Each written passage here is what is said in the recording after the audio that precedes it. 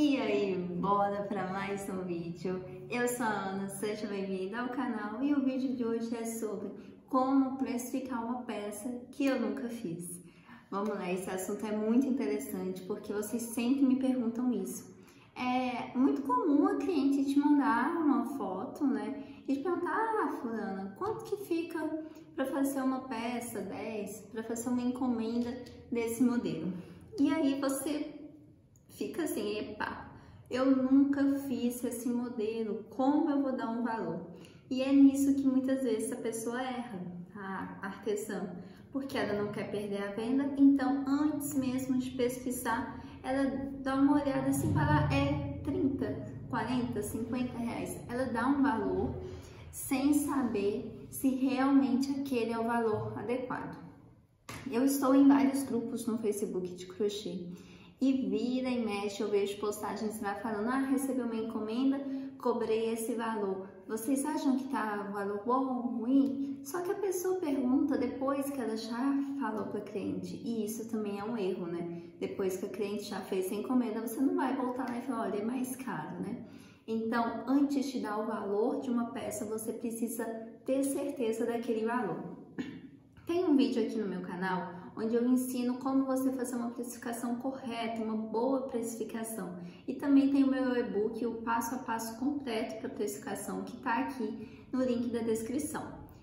Só que às vezes a gente nunca fez a peça e quer precificar. O que a gente faz? Eu vou te falar 3 coisas que podem te ajudar para você conseguir precificar essa peça de forma mais justa. A primeira delas é você encontrar o passo a passo, a receita, o gráfico com as informações da peça. Então não basta você ter a foto, né? Você encontrar algo, né, desse tipo, para você ter uma noção da quantidade de fio que foi gasto, do tempo que a artesã gastou. Gente, isso é variável? É variável, mas aqui a gente está falando de algo que você não tem noção nenhuma de tempo, de quantidade de material. Então você encontra a receita, geralmente nos vídeos passo a passo, as artesãs colocam, né?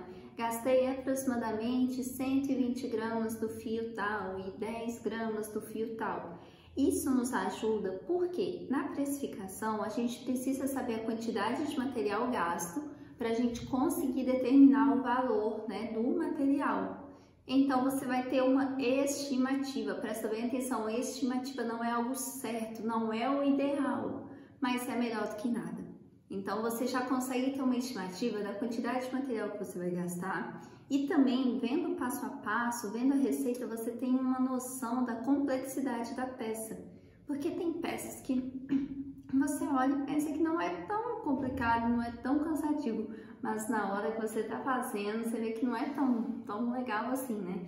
Um exemplo é o americano tulipas. Ele é maravilhoso, só que fazer as tulipinhas para mim é uma parte muito cansativa.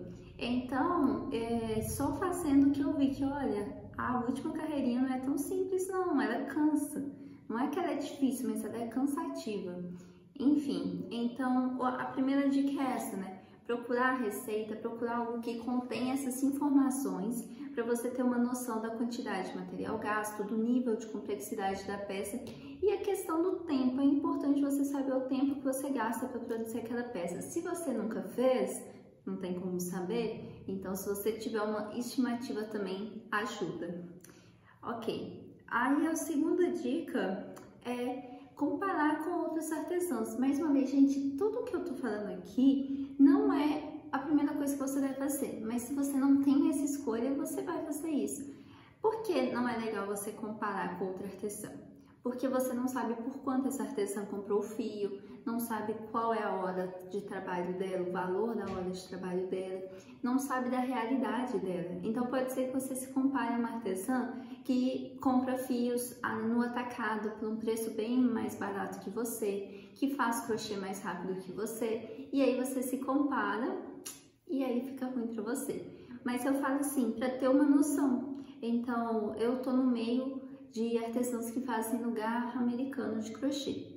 Eu vejo uma semelhança entre os valores de grande parte. Então, peças que geralmente cobram entre R$ 39,90 a no máximo R$ 45,90. de várias e várias artesãs que eu tô falando. O que isso quer dizer? É uma média de valor, né? Para eu ter uma noção se pelo menos o valor que eu estou pensando está situando ali, sabe? Tá de acordo com a média. Mais uma vez, não é o ideal, mas é uma alternativa junto com o ponto que eu citei anteriormente.